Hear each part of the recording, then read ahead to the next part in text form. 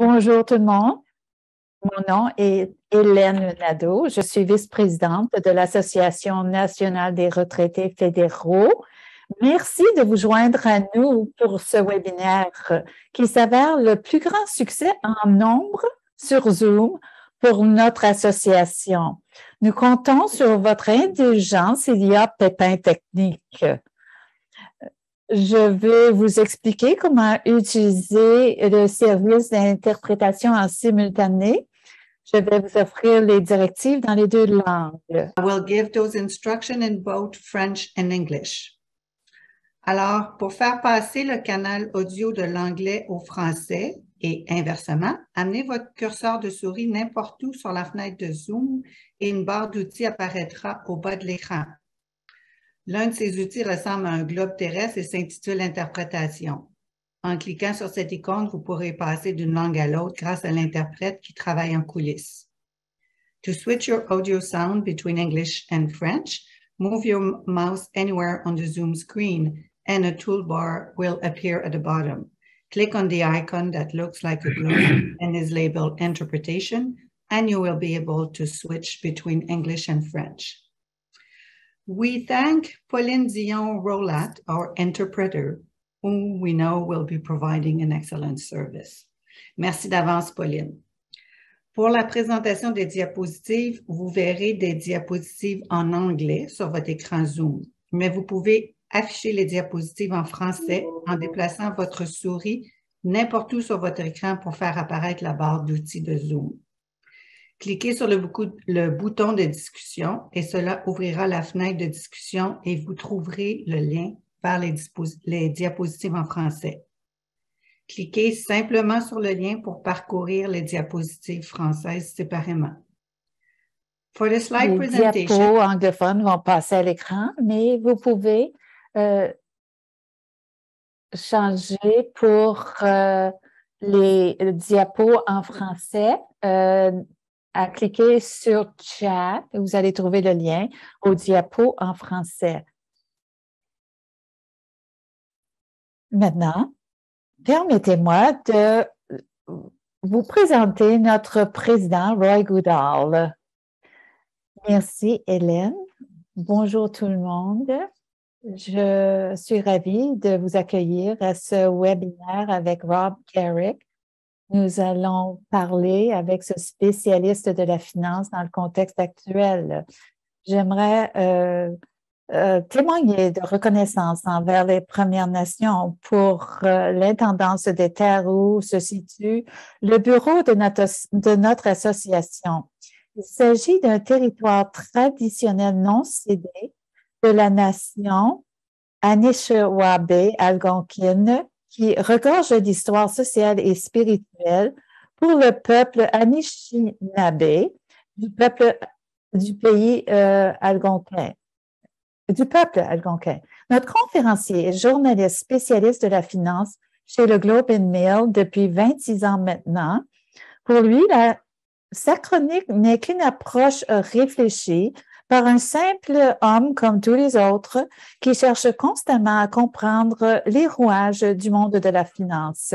Il a pour objectif personnel, et ceci dans tout ce qu'il écrit et présente, tel ce webinaire, de susciter chez vous une réaction telle « Maintenant, je comprends ». Et c'est également notre objectif. Le Bureau national et la succursale d'Ottawa sont fiers de notre collaboration à cette fin. Puisque le mois de novembre est le mois de la littératie financière, nous croyons vous offrir un conférencier très à propos. Surtout, nous savons combien il vous est important de construire votre avenir de retraité. Sachez que nous ne prétendons pas vous offrir des conseillers financiers. Nous ne sommes pas à garantir le moindre produit ou à encourager le moindre produit d'investissement. Je tiens à accueillir ceux qui ne sont pas membres de l'association. J'espère que ce webinaire va vous inspirer à vous joindre à nous. Je veux rappeler à nos membres de ce campagne de recrutement Chaque fois que vous recrutez un nouveau membre, vous allez recevoir un billet pour gagner un grand prix, incluant un grand prix de 10 000 d'une compagnie d'assurance, Johnson, si l'interprète a bien compris, et une carte cadeau pour le nombre de recrutés à succès. Plus de nouveaux membres vous allez recruter, plus de chances vous avez de gagner. Alors, maintenant, Hélène Nadeau, la vice-présidente, va vous expliquer comment nous allons gérer les questions et réponses. À vous la parole, Hélène. Je suis moi aussi très fière d'être de la succursale d'Ottawa. Très fière de mon rôle en lien avec cette initiative d'envergure pour faire croître la littératie financière à l'étendue de notre organisation. Nous enregistrons ce webinaire et vous ferons parvenir par courriel les instructions pour accéder aux diapos et l'enregistrement et des renseignements sur la campagne de recrutement hors norme. Alors, pour vos questions, pour la période des questions suivant la présentation de Rob, à l'endroit de Rob, vous cliquez sur Chat et vous ajoutez vos questions, vous tapez vos questions. Vous trouvez Chat en bas d'écran. Non, pas dans le Chat. Les questions, erreur de l'interprète, tout à fait, erreur de l'interprète, correction. Pas de questions dans le chat. Questions dans questions et réponses. Questions dans Q et A. Q et A. Pour toutes vos questions en bas d'écran, cliquez sur Q et A, tapez votre question, cliquez Envoi ou Send et nous allons répondre à la suite. Madame, vous l'expliquez. N'oubliez pas de déplacer votre souris pour faire apparaître la barre d'outils de Zoom sur votre écran et cliquez sur le bouton d'interprétation ou l'icône Globe pour l'interprétation simultanée et cliquez sur le bouton Discussion pour les diapositives en français. Remember to move your mouse to make the Zoom. Soit cliquez sur le globe en bas d'écran pour accéder à l'interprétation et les diapos en français dans le chat. Alors, c'est une répétition. On ne veut pas vous faire patienter plus longtemps. Nous vous présentons Rob Carrick, notre conférencier d'exception. Merci de vous joindre, tout le monde. Je me suis assise pour préparer cette présentation et je me suis dit, il y a beaucoup à dire aujourd'hui. Il y a tellement d'éléments en flux présentement. Je travaille dans le domaine de la finance, les finances financières depuis 30 ans et c'est la période la plus volatile de ces 30 dernières années.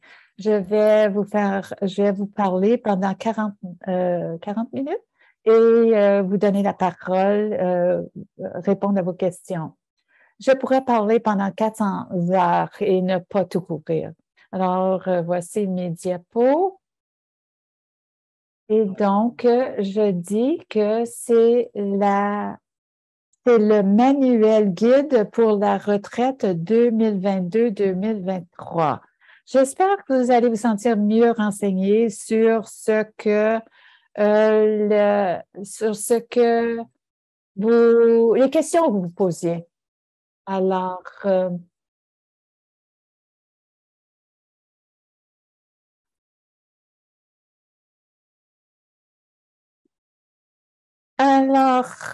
cinq histoires, scénarios sur lesquels je vais mettre l'accent pendant cette présentation. Et je sais que je n'ai pas besoin de vous le dire. Vous avez vérifié vos résultats financiers quand on vous envoie l'état de vos rapports de finances. Vous savez que les obligations sont normalement le coussin à un déclin, mais et alors, parce que les obligations connaissent une chute encore plus importante que les marchés boursiers, la gestion d'un portefeuille équilibré est quand même grandement affecté. Alors, le plus grand défi face à l'économie et les familles, c'est l'inflation. Vous êtes à la retraite. Donc, vous vous rappelez probablement l'inflation des années 80 et c'est pas aussi pire qu'à cette époque-là. Mais si vous êtes parmi les plus jeunes boomers, vous n'avez jamais connu ces niveaux d'inflation. C'est exceptionnel. La Banque du Canada est extrêmement préoccupée et c'est pour cette raison que les taux d'intérêt, le taux préférentiel est à la hausse.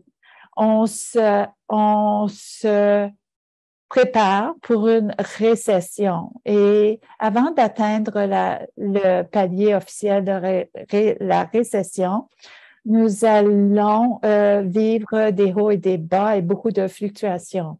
Je sais que la Banque royale du Canada, notre plus grande banque, a émis des prévisions disant que nous allons avoir une récession plutôt modeste, que c'est pas improbable, c'est tout à fait probable. Quand cette institution se prononce, j'y paye attention, j'y porte attention. Et donc, ceci est en lien aussi avec ce qui se passe dans le marché immobilier. Une hausse époustouflante jusqu'en février de 2022. Et la Banque du Canada a dit, écoutez-nous, il faut relever les taux d'intérêt. Et les marchés immobiliers sont à la baisse depuis. Et je peux généraliser par des chiffres nationaux où il y a une baisse de 70 de l'activité des ventes immobilières. L'équité dans les valeurs est en érosion dans la valeur de la maison, mais vous avez quand même une résidence ou deux résidences ou plus qui ont une très grande valeur immobilière dans votre portefeuille. Mais nous n'avons quand même pas une perception de ce que sera la nouvelle norme. Le monde doit se calmer pour une période de temps, après quoi nous allons pouvoir réévaluer. Je ne sais pas si vous vous souvenez de l'économie de 2019 qui était au ralenti, qui commençait à ralentir, une croissance au ralenti, des taux d'intérêt modestes qui encourageaient les emprunts et la construction des immeubles, des nouvelles maisons, des chantiers de construction. Et allons-nous continuer reprendre ce mouvement ou cette tendance ou aller dans une voie tout autre? Commençons par l'indice composé du TSX. Un graphique de 5 ans pour le TSX. C'est ce qui reflète ce qui se passe dans le marché boursier au Canada. Tous vos investissements d'envergure, ils sont représentés dans cet indice des actions les plus significatives, les plus importantes. Mais nous avons connu un pic au TSX qui baisse maintenant au niveau de 19 000 pour vous donner une perspective du déclin de l'an dernier. Alors, c'est pas parmi les pires que j'ai vus, c'est même pas parmi les 5 pires. C'est un déclin ordonné. Je ne sais pas, vous vous rappelez de la crise de 2009, on parlait d'1% de pertes par jour. Les pertes étaient des fois pour des 100 et 1000 points à la fois dans une journée. Alors, il n'y a pas la moindre similarité avec ce qui se passe maintenant. C'est un déclin tout à fait normal après ce qu'on a connu en 2021. C'est une année parfaitement normale face aux incertitudes des 2 dernières années. Déjà, des retraités m'ont demandé la question, croyez-vous que le gouvernement fédéral va nous donner un congé de retrait de nos RIF, c'est-à-dire nos terres? La réponse est non, non, non. C'est pas un déclin des marchés assez important pour cela. Je ne suis pas un prévisionniste des marchés boursiers, mais je ne crois pas que nous ayons traversé le pire de ce déclin, mais on souligne que les marchés boursiers ne sont pas d'une hausse exagérée. Sûrement, il y aura une baisse assez limitée. Si les taux d'intérêt baissaient et l'inflation était un peu plus à la baisse, je pense que le marché boursier reprendrait. Alors, il n'y a pas de panique face au marché boursier. Soyez rassurés. Je sais que les actions à dividendes sont très importantes. Ces actions avec dividendes très importantes pour les retraités. J'ai un graphique ici sur Fortis Incorporé, euh, euh, une action exemplaire parce qu'ils offrent de bons dividendes et ne coupent jamais vos dividendes et arrivent à les faire croître plus souvent que pas. Alors, si vous voulez vous protéger dans votre portefeuille d'investissement, vous n'avez jamais à vous inquiéter quand vous investissez dans ces actions avec dividendes telles Fortis ou ces autres blue chips. Alors, c'est une solution contre l'inflation. Ils sont face à l'inflation à augmenter leurs dividendes. On croit que les actions à dividendes sont sécuritaires. Faux. Ça peut toujours baisser. Ils sont susceptibles aux forces du marché. Alors, Fortis est un exemple d'une action des centrales d'énergie et ils ont tendance à moins bien faire lorsque les marchés sont à la hausse. Mais les actions avec dividendes ont inscrit un plus bas niveau journalier quand les marchés étaient plus forts, a atteint son niveau le plus haut en séance de marché boursier à la baisse. Et donc, les marchés boursiers ont baissé d'une façon assez normale et saine. Moi, dans cette étude, de ces 30 années d'études des marchés, je dois vous dire, je partageais avec vous que pour moi, cette réaction de l'indice FNB, un indice de l'ensemble d'un ensemble de sociétés, jusqu'à date, il serait une baisse de 15%, c'est-à-dire les intérêts et la valeur de l'obligation également. C'est un représentatif du marché boursier. C'est la partie sécuritaire de votre portefeuille. Les investisseurs vont vous dire de conserver ça pour couvrir les pertes quand ça va mal. Alors, que se passe-t-il?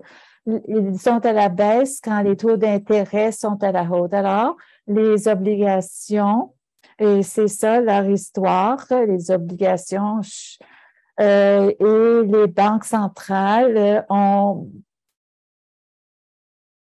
augmenter leur taux. C'est normalement très bon pour les obligations et c'est c'est une partie plus dynamique de notre portefeuille, mais on les conserve dans notre portefeuille parce que c'est stabilisant.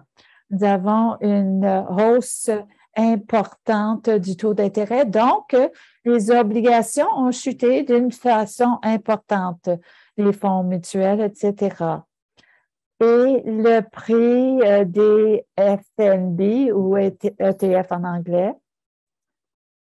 Et donc, ceci va continuer jusqu'à ce que les taux d'intérêt continuent la hausse. Et dans un comité du Sénat, hier, on a dit que l'inflation est trop élevée et qu'on devait s'attendre à des augmentations des taux d'intérêt que à la hausse encore. La Banque du Canada va relever les taux d'intérêt nouveaux, le taux préférentiel. Et moi, j'anticipe une hausse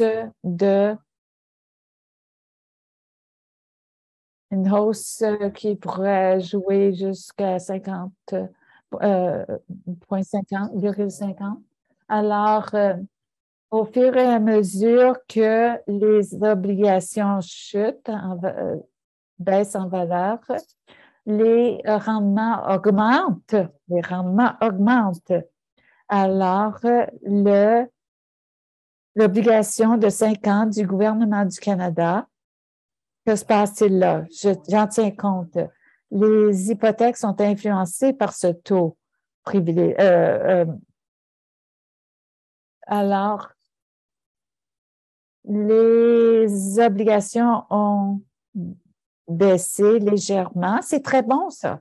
Alors, on s'attendait à ce qu'on augmente et on était augmenté de 0,5 et on a pensé que ça voulait dire que la Banque du Canada anticipait des bons chiffres face à l'inflation. Tel que j'ai dit, je prévois que l'inflation va augmenter légèrement, mais le pire est derrière nous. Et je pense qu'on peut être au pic de la hausse du rendement. Pourquoi un rendement à la hausse? Si vous achetez un rendement aujourd'hui, vous allez obtenir un rendement plus supérieur à ce que vous auriez obtenu l'an dernier. Alors, le prix des obligations est à la baisse. On peut mettre ceci à profit, acheter des nouvelles obligations avec un plus haut rendement ou acheter des GIC, des certificats d'intérêt garantis. Le rendement est phénoménal présentement. J'en parle. Je dis que c'est plus que j'ai écrit à l'effet que c'est plus de 5 et c'est très intéressant pour moi. Les lecteurs s'y intéressent fortement.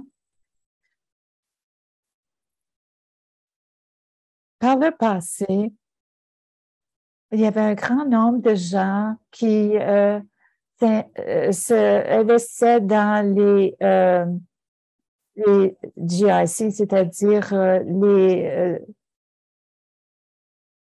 les comptes dans les comptes à intérêt guaranteed interest dans les investissements à intérêt garanti. Alors, moi, j'ai pris cette petite photo. Vous voyez, il y a un certain temps, là, alors vous apercevez la Banque Tangerine une succursale ou une division de la Banque Scotia. Alors, regardez ce que vous pouvez obtenir sur 5 ans, 5,20 et d'autres banques alternatives en ligne qui ont une assurance pour soit de la corporation du gouvernement pour protéger et garantir vos dépôts jusqu'à un certain montant, ou 5 qui offre 5 pour 5 ans. Alors, dans l'industrie des investissements, on est en train de se moquer de ce 5 pour 5 ans. Puis, vous pouvez mieux faire dans les actions et titres. Et avec un taux d'inflation, vous laisse avec un taux réel de rendement après inflation. Et je dis que l'inflation sera à 6,9 pendant les 5 ans de votre investissement à intérêt garanti. Alors, moi, je peux vous garantir que ce sera mieux que 5,2. Alors, je sais que 5 pour 5 ans est négatif présentement. Dans un an ou deux, vous verrez que ce sera sûrement très positif. Et c'est le fait que vous pouvez mieux faire dans les marchés boursiers, les titres et actions. Oui, c'est fort possible que les marchés boursiers vont vous donner un rendement de plus de 5,2 mais n'oubliez pas, vous devez déduire vos taux, la facture que vous devez payer sur la gestion de votre compte. Alors,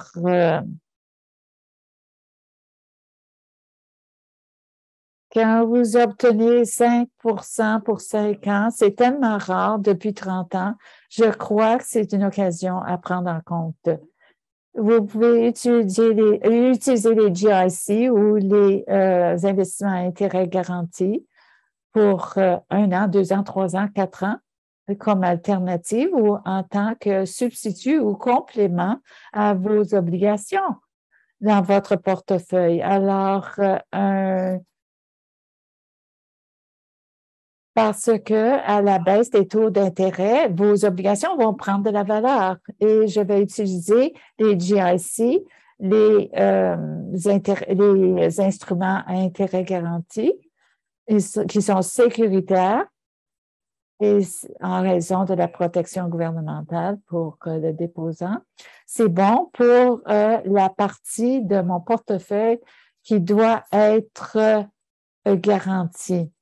Et donc, lorsque les taux d'1 an sont semblables à ceux de 5 ans ou plus, c'est un signal qu'on communique voulant leur préoccupation pour le taux d'inflation. Non, pas erreur du présentateur. Non, pas l'inflation quand c'est presque égal, c'est la récession. Angoisse, c'est inquiétude de récession.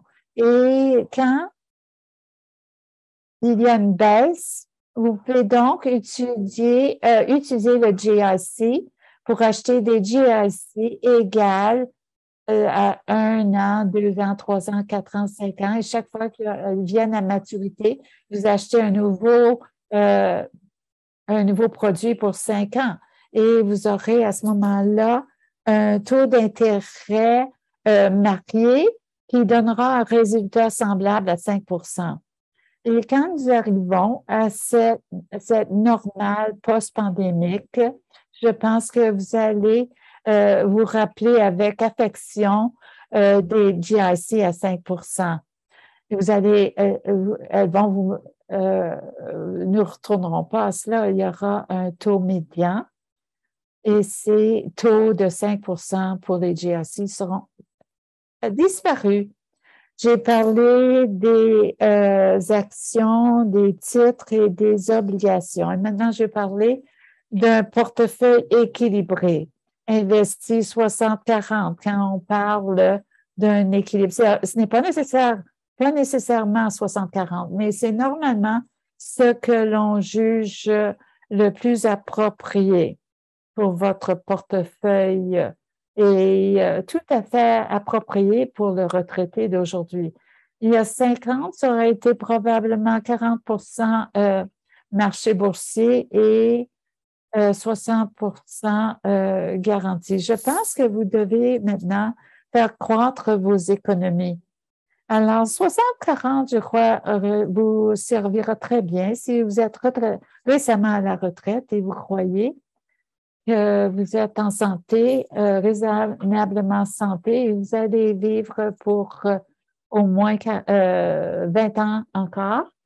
Alors, c'est ce qui se passe avec les portefeuilles de 60-40 depuis 1 an. Vous avez un graphique d'1 an intitulé le portefeuille FNB équilibré Vanguard. J'en parlerai davantage. C'est une allocation des actions, titres équilibrés dans un package. Alors, vous achetez ce fonds 60 en équité ou en action canadienne-américaine. Et pour les personnes qui veulent un portefeuille équilibré, 60-40. Il y a 3 ans, ça aurait été considéré une approche trop prudente pour vous assurer d'un portefeuille équilibré. Mais vous voyez, la baisse importante, ces portefeuilles de ce genre sont maintenant à la baisse de 12 et c'est pire que si vous aviez que conserver vos actions. Alors, vous faites un équilibre pour éviter le pire du marché. Cette année, vous avez acheté beaucoup, vous avez beaucoup ajouté à votre portefeuille en matière de portefeuille équilibré. Et voilà. Alors, plusieurs investisseurs ont parlé d'un mélange 70-30. 70 actions et 30 obligations.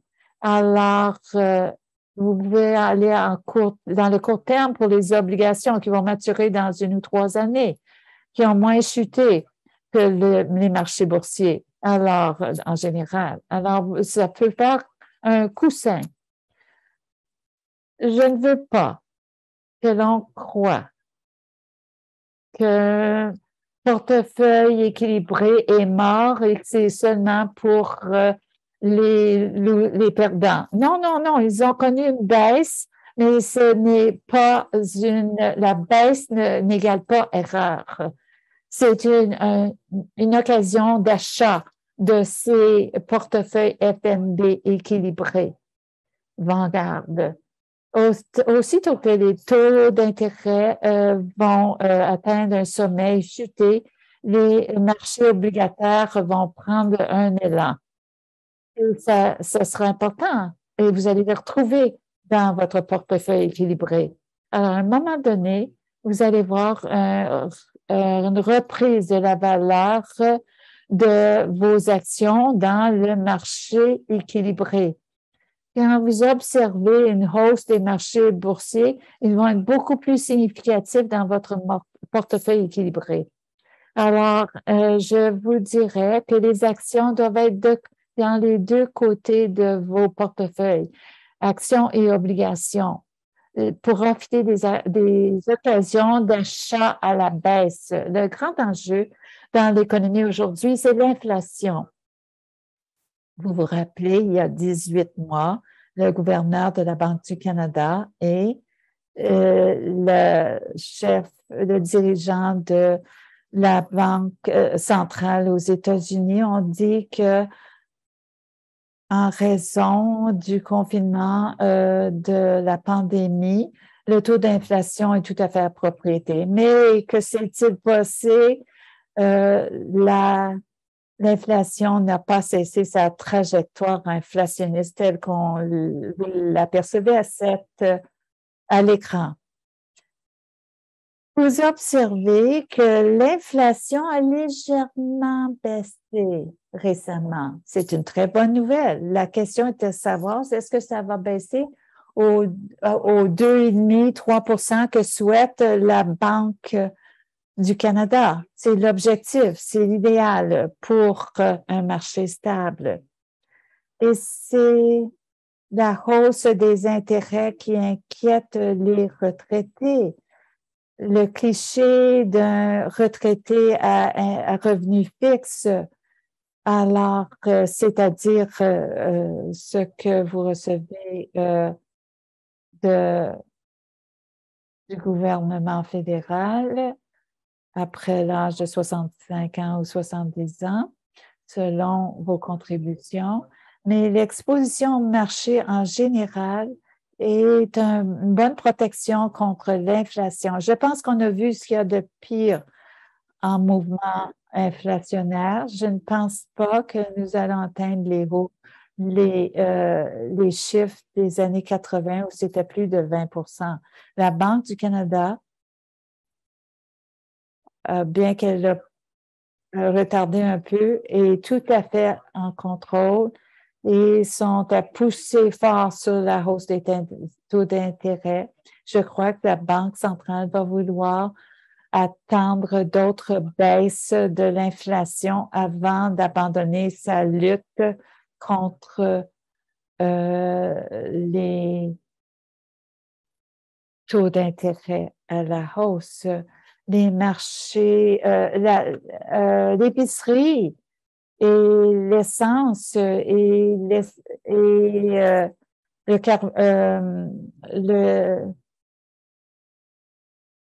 le chauffage. Les gens ont trop l'habitude de payer ces prix énormes et donnent confiance à ces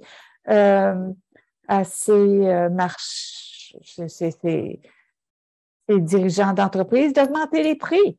Alors, si vous constatez les niveaux pré-pandémiques, cette façon de dépendre, cette façon des consommateurs de dépenser post-pandémie est une réaction exagérée à la pré-pandémie. Et je pense que ceci est un sujet de la plus haute importance. La baisse des valeurs immobilières. Le prix moyen des maisons au Canada est en rouge, le bleu, et la création du marché immobilier pour décrire l'activité immobilière. Alors, c'est influencé par les grands marchés de Toronto et Vancouver qui vont accentuer à la hausse et à la baisse. Indépendamment de ces lignes que vous voulez étudier, la tendance est à la baisse. Je sais que le côté rouge le plus récent est à la hausse.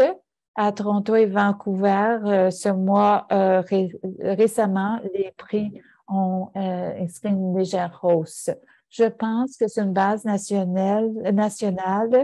Le marché immobilier est sous pression en raison des taux hypothécaires à la hausse. C'était un marché en raison d'un taux d'intérêt faible, incroyablement faible pour assumer des hypothèques de millions de dollars.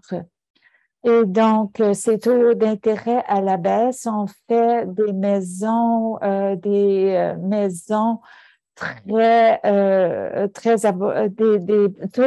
hypothèques très abordables pour acheter des maisons à un prix gonflé. Et les parents ont emprunté contre la survalue de leur maison pour prêter de l'argent à leurs enfants pour acheter des maisons surévaluées dans un marché hyper inflationniste. Et ceci a gonflé l'inflation également. Et donc, pour retrouver un marché normal, nous allons devoir des taux d'intérêt drôlement réduits, drôlement à la baisse. Les taux d'intérêt hypothécaires vont sûrement inscrire une hausse additionnelle mais en lien avec ce que fait la Banque du Canada. Je veux mettre l'accent sur les 500 000 d'immigrants que le gouvernement du Canada a annoncé dans les années à venir. Ceci est toujours un mouvement fort pour les valeurs immobilières. Les Canadiens, l'identité canadienne est celle d'être propriétaire de sa maison. Et je pense que les jeunes adultes vont devoir se réconcilier, être propriétaires probablement en lieu secondaire, une maison secondaire et un loyer pour une résidence à location pour le fin de revenus de travail. Je ne suis pas à l'aise à parler d'un crash immobilier. Je ne pense pas qu'il y en aura. Mon épouse et moi avons acheté notre première maison à Toronto au début des années 90 et on étudiait tout ce marché immobilier. Pourquoi? Il est en vente à 90 000 moins que l'était il y a un an. Alors, c'est un marché dans la période des années 90 à 97. Le marché immobilier de Toronto a connu un crash important. C'était de part avec un taux de chômage fort à la hausse. Alors, gardez l'œil sur le taux de chômage. En immobilier, on dit, c'est quand les gens perdent leur emploi que la maison est obligée d'être mise en vente parce qu'ils ne peuvent pas payer l'hypothèque. Et maintenant, au contraire, c'est une réaction naturelle face à une croissance des prix absurde. C'est un déclin très modéré présentement. Et la couverture médiatique est quelque peu exagérée, disant que l'équité de millions de dollars a été perdue pour les propriétaires de maisons. C'est drôlement exagéré. Alors, les boomers ont ont inclus la valeur mobilière de leur maison, immobilière dans leur plan de retraite. Alors, si vous pensez vendre maintenant, ce n'est pas le temps de le faire, selon moi. Voilà. Dans certaines poches, le marché se maintient et il n'y a aucun problème. Alors, ce sont seulement les meilleurs quartiers ou les plus belles résidences. Ce n'est pas le temps de mettre sa maison en vente. Il n'est pas nécessaire de réagir en panique, en mouvement de panique, parce que vous allez perdre de la valeur dans votre maison. Le pilier de votre plan de retraite n'est pas assez écroulé. Et voici ce qu'on peut espérer suite à vos investissements sur le long terme. Ceci pour vous aider à vous ancrer, à vous réconforter. L'an dernier a été une année exceptionnelle, une année folle. Tout était à la hausse. La couverture de GameStop, c'est-à-dire les jeux dans les malls, dans les centres d'achat, qui est devenu très populaire avec les jeunes investisseurs, qui a créé des gains historiques. C'était la saison folle l'an dernier, semblable au marché immobilier.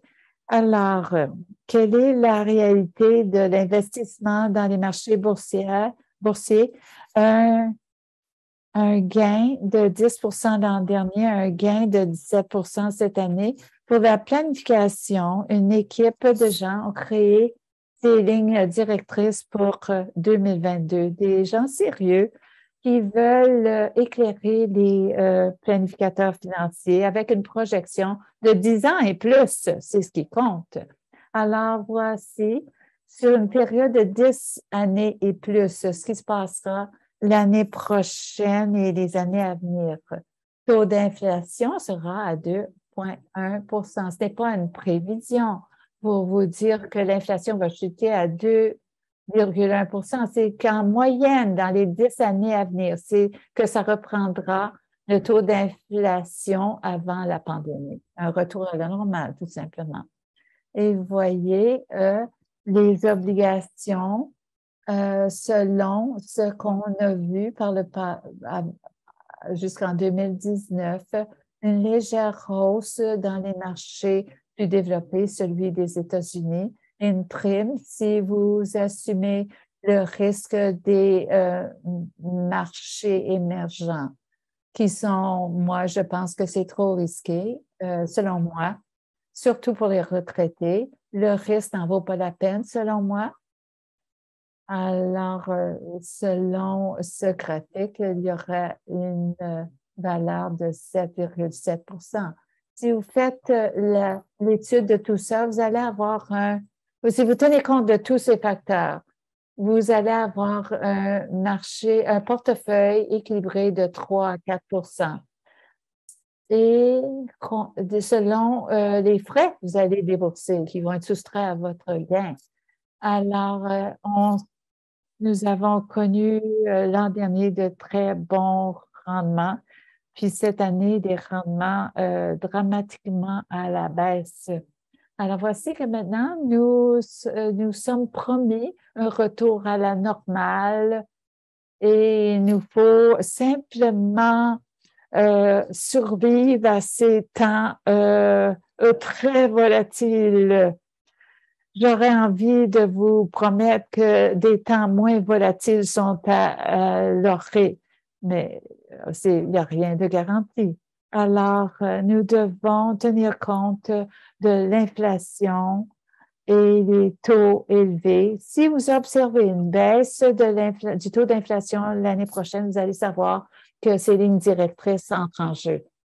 Alors, ce que vous pouvez prévoir dans le court terme pour vos investissements, la récession semble inévitable. Les commentateurs qui parlent de récession à venir ont dit que ça ne devrait pas être trop violent. Je dirais que le taux de chômage sera à la hausse, va commencer à la tendance à la hausse. Si vous avez envie de retourner sur le marché du travail, profitez-en. Vous pouvez avoir de meilleurs bénéfices, flexibilité de travailler de la maison, travailler d'un autre pays. Si vous passez l'hiver au Portugal, vous pouvez travailler de là. Ce genre de conditions dans le travail sur le travail du marché pourrait favoriser tous vos rêves. Alors, essayez, c'est le temps d'essayer. Et la récession va avoir un effet sur les revenus du gouvernement et les budgets vont devoir le refléter probablement pour une année ou deux. Ce qu'on ne verra pas pendant la récession, il n'y aura plus de chèques pour répondre aux problèmes de la COVID, ce qui a été le plan de substitution salariale où le gouvernement déposait dans les entreprises pour les individus. Selon moi, ce CERB a été crucial, important, de la plus haute importance pour stabiliser l'activité économique pour les Canadiens et les entreprises. Ça a été fait sous difficultés de temps, etc. Ça a réussi malgré des contraintes extrêmes.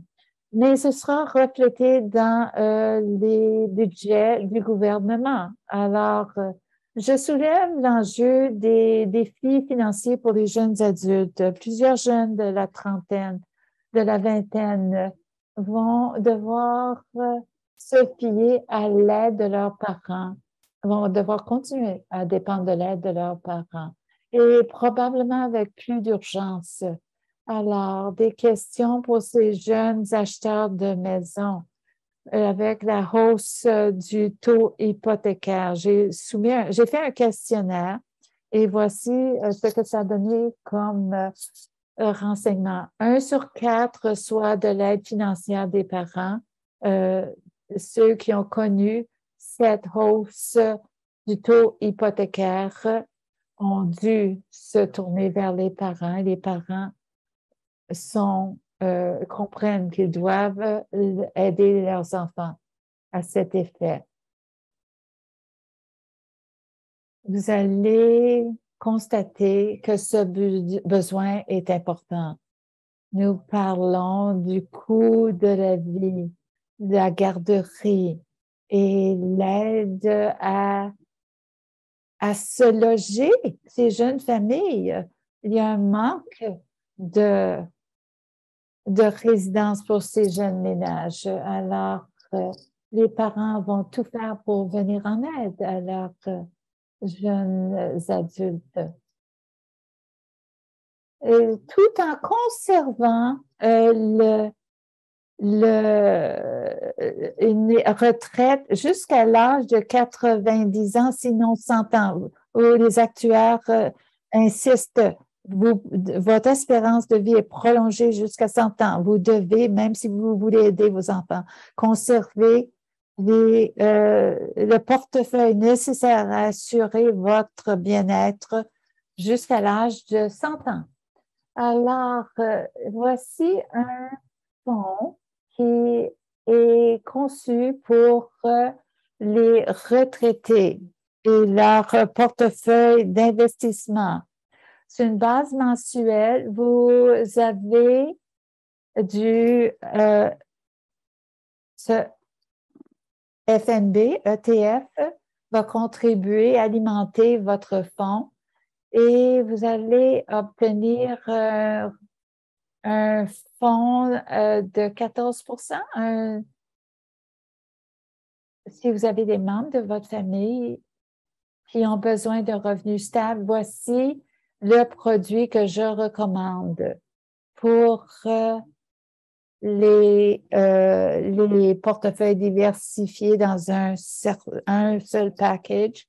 Il y a 2 ou 3 versions pour tous les investisseurs selon leur niveau de risque. Vous pouvez l'inclure dans votre portefeuille.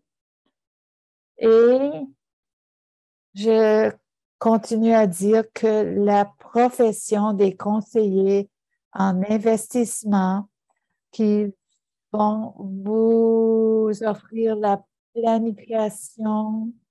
Est-ce que je peux donner la mise de fonds à mes enfants pour l'achat d'une maison? Je pense que les planificateurs devraient pouvoir vous aider. S'ils mettent seulement l'accent sur l'investissement, vous devriez en avoir plus. Les investissements sont très importants à plein de points de vue. J'ai bien investi, je fais moi-même ou je suis bien conseillée, j'ai un aviseur de confiance. Mais j'aimerais penser à j'aimerais une consultation personnalisée face à mon décès. Alors, il y a certains planificateurs ou conseillers, les conseillers en fait, que vous aimeriez consulter à cet effet. Je vous encourage à m'envoyer un courriel. Je vais vous envoyer un lien à ce blogueur et c'est pan-canadien pour un conseiller qui, pour un taux horaire, va vous conseiller sur les dispositions à prendre face à votre planification de fin de vie, etc. Et pour prêter à vos enfants entre-temps. Alors, ceci est la fin de ma présentation. Merci. Vous avez couvert énormément d'informations. Alors, nous allons essayer de choisir les questions qui ont été répétées. Quelle serait la meilleure source pour comprendre l'investissement en FNB, ETF? Alors, c'est-à-dire les portefeuilles équilibrés. Alors, comment trouver les meilleurs et à comprendre ces portefeuilles équilibrés? Je vous suggère les grandes entreprises FNB, ça s'appelle iShares, la Banque de Montréal et Vanguard. C'est eux qui, la compagnie Vanguard, iShares. Moi, je fais un guide annuel et je tiens compte de chaque candidat pour les investisseurs de long terme comme vous-même. Alors, si vous faites le Google conseiller, guide des marchés FNB ou ETF, est-il toujours possible de transférer du comptant en espèces ou des titres sans payer de l'impôt? Vous pouvez à vos enfants, donner à vos enfants. Vous pouvez leur donner de l'argent pour leur CELI. C'est la façon d'éviter les taxes. Quand vous faites cadeau pour de l'argent dans un TFSA, pas un TFSA, c'est-à-dire un CELI, c'est libre de tout impôt pour éviter les complications d'impôts ou de taxes. Et vous voulez les encourager à acheter des fonds mutuels ou des actions, ce serait ma suggestion. Déposer directement dans leur CELI. Alors, avec les GIC, c'est-à-dire les comptes d'intérêt garantis, est-ce que vous recommandez 1 an, 2 ans, une durée de temps? Ce qui est compliqué, c'est que les rendements sont la même chose pour 1 an à 5 ans. Moi, je vous recommande 1 an ou 2 ans si vous croyez avoir besoin de votre argent dans le court terme. Vous ne pouvez pas retirer votre argent une fois que c'est déposé dans un GIC, un taux intérêt, un investissement à intérêt garanti. Si je dois attendre longtemps pour mon argent, dans un GIC de 5 ans, avec taux garanti pour 5 ans, à la maturité de votre GIC de 5 ans, si vous allez, je soupçonne, vous allez dire, si seulement je pourrais avoir un rendement semblable. Si vous êtes à l'aise pour déposer dans un investissement à intérêt garanti pour 5 ans et que vous n'aurez pas besoin de cette somme d'argent qui convient à vos investissements, alors un certain pourcentage de votre portefeuille d'investissement qui convient à vos besoins. Et si je prenais la retraite à 60 ans et je ne prends pas le CPP avant 65 ans, est-ce que je devrais contribuer jusqu'à l'âge de 65 ans? Ah, je ne peux pas répondre parce que je ne sais pas, ça dépend de vos états financiers. Si vous avez déjà contribué au maximum, le maximum. Je pense qu'il y aurait des avantages, mais ceci dépend de votre trajectoire. Est-ce que vous avez eu toute votre vie des salaires époustouflants ou au contraire, vous avez contribué le minimum, mais seulement les dernières années ont été époustouflantes? Quels sont vous parlez pas des objectifs, d'un objectif. Ben, pour moi, l'art, non, plutôt, l'interprète a mal compris. L'art. Moi, je suis pas un fan de l'art. L'art, face à l'incertitude, est à la baisse. C'est très imprévisible et nous adorons l'idée de l'art qui a une valeur sûre.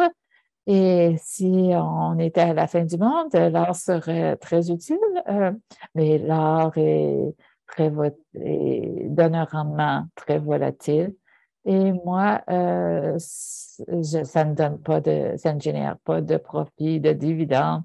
Vous ne pouvez pas évaluer sa valeur selon ses dividendes. Il y a des périodes où c'est époustouflant. Ce ne sera pas une erreur de détenir de l'art dans son portefeuille, mais je ne crois pas que ce soit si important. Alors, on sait que les ETF, ou c'est-à-dire les FNB, ont chuté d'à peu près 17 cette année. Alors, les fonds mutuels sont gérés par les gérants qui vont choisir les actions, les titres et les obligations. Mais le TSX suit le cours les actions prédéterminées des sociétés les plus performantes.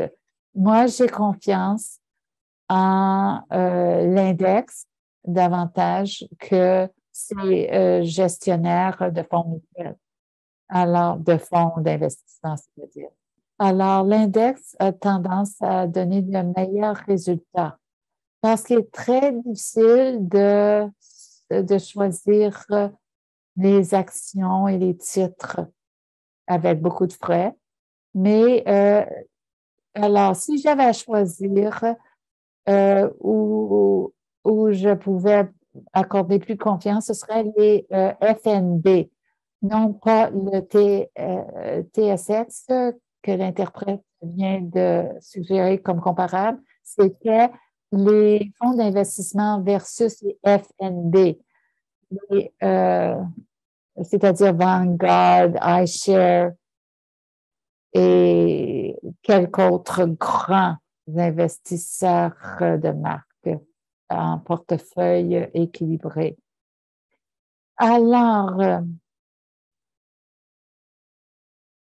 il y a eu le confinement, reconfinement pendant la pandémie et la Banque du Canada voulait éviter une récession qui mènera à la dépression. Ils ont exagéré le stimulus. On ne savait pas que les vaccins allaient arriver aussitôt et vraiment, ils auraient dû relever les taux d'intérêt plus tôt, sûrement. Mais dans le contexte, j'aurais aimé qu'ils relèvent le taux d'intérêt plus rapidement, mais on ne peut pas leur en vouloir. Je pense que alors, la Banque centrale des États-Unis, c'est semblable.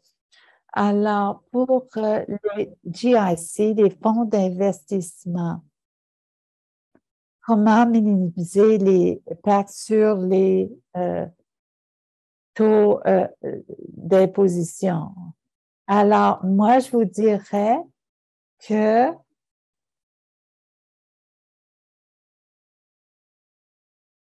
vous pouvez perdre la moitié du taux d'intérêt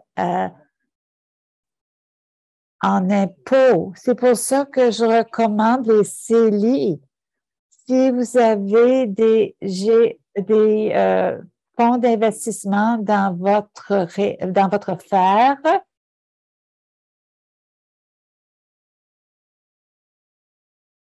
tout met l'accent sur investir dans des CELI, dans un CELI, tout dans vos CELI. Sinon, ce qui est dans votre faire sera taxé comme toute autre source de revenus. Pourriez-vous offrir un commentaire sur les bons du Canada